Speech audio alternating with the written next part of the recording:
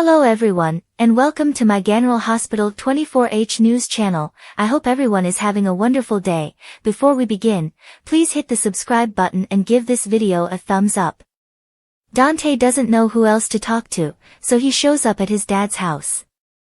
Is this related to Lulu waking up? Asks Sunny. Dante claims he's attempting to understand what life is like now that Lulu is back and Sam is gone. When Danny and Scout are grieving for their mother and Rocco is there to support them, how can he help keep Rocco, Danny, and Scout together when he knows his father is the king of blended families?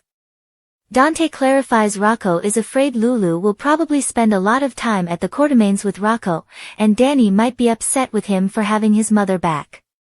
He claims that while Sam is gone, it feels unnatural to be happy. Sunny teaches his son that he must allow himself and other children to experience both happiness and sorrow since they can coexist. Dante jokes that his father is good at offering advice and thanks him for it. Jordan is holding the GH contract as Isaiah stops by his office. He informs Jordan that he has accepted the offer and will remain. Jordan must examine the offer before allowing him to sign the contract. The hospital will be making a lot of money with a new expansion next year, so they can afford to offer a lot to maintain a surgeon like him. She is well versed in contracts and has access to a wealth of information. "Why are you helping me?" he says. She owes him one, and she liked the thought of him staying. He is perplexed because she saved his life. Doesn't he owe her something? Jordan explains that Lulu, the ex-wife of one of her former investigators, is the person he saved in the operating room. As they go over his contract, Isaiah believes that since health coverage ought to be provided without charge, it is improper to demand extra money in order to assist others. According to Jordan, he should be paid because being a doctor is a profession that he does well. She is aware that he lived in Africa, but he will require some conveniences now that he is back in the United States. They make fun of the vehicle he's probably going to get, which she surmises will be a customized truck. She's right, and he laughs. He would choose an automobile like that. Since he's heard that's what friends do, he thanks her and extends an invitation to supper. Perhaps they could attempt that as friends, she says. Kristina visits Natalia at the Office of Deception. Kristina acknowledges Natalia's self-perjury and expresses gratitude for her actions. Natalia claims that she is welcome because she simply attested to what she remembered. Since Natalia presented a different version of their accident, Kristina is only concerned. What if she doesn't recall what transpired in Ava's suite? What happens if Ava is being honest? She thinks Ava shoved her, but what if she's not remembering correctly? Kristina concurs with Natalia's claim that Sunny informs her that Ava lies. Natalia is also aware that everything began with her words to Ava, which she documented. Until the day she passes away, she will regret what she said. Although she cannot retract previous remarks, she has changed as a person. She can only improve and flourish. Since she would do anything to go back and avoid meeting Ava that day, Kristina can relate. She began to consider the child to be hers, and Ali's. They were beginning to imagine living together. Having a granddaughter would have delighted Natalia. When Kristina receives a call, they are interrupted. The jury has returned. TJ needs to chat, so Curtis drops by his house. "What's up?" Curtis asks. He accepts TJ's invitation, and it's obvious that Molly has moved out. If she said anything to him, Curtis asks.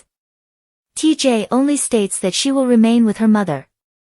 They are both grieving in different ways, according to Curtis. TJ snaps that Molly isn't even grieving. He claims that after grieving for Irene at the grave and moving on, she has now packed up her belongings and left their shared existence behind. Curtis asserts that his feelings of wrath are typical. He will eventually recall Molly's identity. Molly has long been TJ's entire universe, and he is aware of who she is. Curtis advises him to see how he and Jordan have managed to become friends. One day, that might be him and Molly. Alternatively, they might reconcile. TJ doesn't think that will occur. According to Curtis, he doesn't want to watch TJ confine himself. TJ gets it. Curtis advises that they rearrange some items in this flat and make some changes, so they do. They find one of Molly's diaries while rearranging furniture. When Molly puts her things inside Alexis' house, Alexis advises that she take a break. All Molly wants is to finish this. Molly believes she will collapse if she stops moving, but Alexis understands she is hurting and needs time to herself. Alexis claims that Molly is not responsible for all of this and that she is here to help her. Molly is unsure if she accepts it. She feels guilty for not intervening to prevent Kristina from seeing Ava. Additionally, she and Kristina were at odds before Sam's passing, and she feels that their breakup was caused by the way she disregarded and handled TJ. Molly is told by Alexis that it is not her responsibility because she was powerless to stop Kristina from seeing Ava. Additionally, she is aware that her final remarks to Sam were not what she had intended, and she and Kristina will both express regret for that. She is also aware that Kristina bears a great deal of responsibility for their rift and regrets it. She is not implying that Kristina is correct when she urges her to reconcile with her. Molly knows. Regarding TJ, Alexis acknowledges that she was with him for many years, but she also believes that it takes two to break up. Although Molly acknowledges that she wants TJ to be happy and that she wants to be happy as well, she is unsure of what happiness looks like. Alexis tells her kid she will make it. Someone knocks on the door, interrupting them. Her diary is being returned by TJ. She is aware that his claim that he didn't read it is untrue. He is happy that she still recognizes him. Both of them promise to always love one another. After telling her to be careful, TJ leaves. When Molly sobs, Alexis consoles her. Brennan hopes Jason is present to accept his offer when he shows up at his workplace. Jason arrived since Charlotte needed to return home and Lulu had woken up. Jason is aware that Brennan is lying when he claims not to know Valentine's location.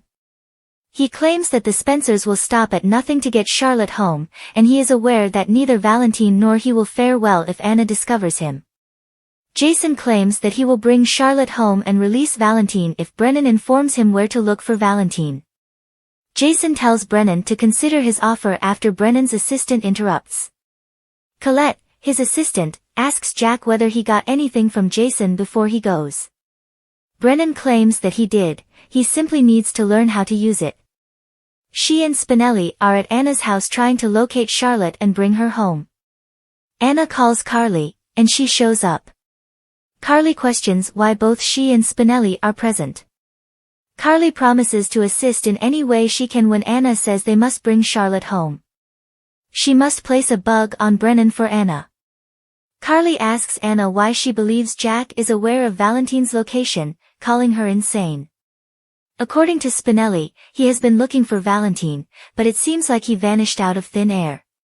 Given that they were all connected with pikemen, Anna thinks Jack is hiding Valentine in order to benefit both himself and the WSB. Carly repeatedly refers to Jack as a buddy who has been helpful to them. Jack can be helpful, but his currency is favors, according to Anna. Anna gives Carly the bug when she volunteers to do it. Carly's primary goal is to disprove Anna. When Carly gets to Jack's office to visit him, Colette greets her and tells her that Jack is wrapping up a meeting. When Jack gets back, he begs Colette to spend some time with Miss Spencer alone. Jack asks what he owes this visit as Colette leaves. She wants to discuss Lulu, her cousin. He believes she has come to inquire about Jason's actions, and he responds in the same way, he has no idea where Valentine is. Carly reveals that she was not close to Lulu at the time of the explosion that sent her into a coma. He believes that she is now attempting to make amends. Carly apologizes for expecting so much of him and assures him that he is a decent man. Jack murmurs, "If only I was as good as you believe," as she departs. Colette comes back and reminds Jack that the WSB, not the people of Port Charles, are his responsibility. She cautions him that the easiest way to get burned is to use his abilities for selfish ends. Brennan calls after she left him. When Jason gets to Anna's house, he tells him about the offer he made to Jack. When Spinelli enters, he informs Anna that everything is set to depart. When Jason asks why Spinelli is there, Anna tells him that he is assisting her, along with Carly, who is putting a bug in Brennan's workplace. Jason is upset that Anna has put Carly in this predicament, but Anna argues that no one ever puts Carly in a difficult situation. They are all on the same side, which is to bring Charlotte home. Spinelli interrupts. Carly believes she can trust Brennan, but they know that's not the case, according to Jason. When Brennan discovers the bug and knows Carly put it, what happens? When Carly gets back, she sees Jason. Jason is upset that she had Carly put a bug, and Anna clarifies that he wants her to avoid Jack. Jason believes the WSB often searches their offices and it will be found, but Carly encourages them to rest since she has identified the ideal spot to install the bug. Anna affirms this when Carly asks if it's true. Carly is angry that Anna kept it from her. Jason tells Carly that they don't want Brennan to discover that they placed a bug in his office since he is the kind of person who can find anything on anyone. They are interrupted by Spinelli, who informs them that Brennan is on the phone. They hear Brennan say to Valentine, who is not visible to them, what does he want to do now that Lulu is awake and he's been offered a way to bring Charlotte home? Thanks for watching. If you like this video, so please don't forget to subscribe my channel and don't miss any update.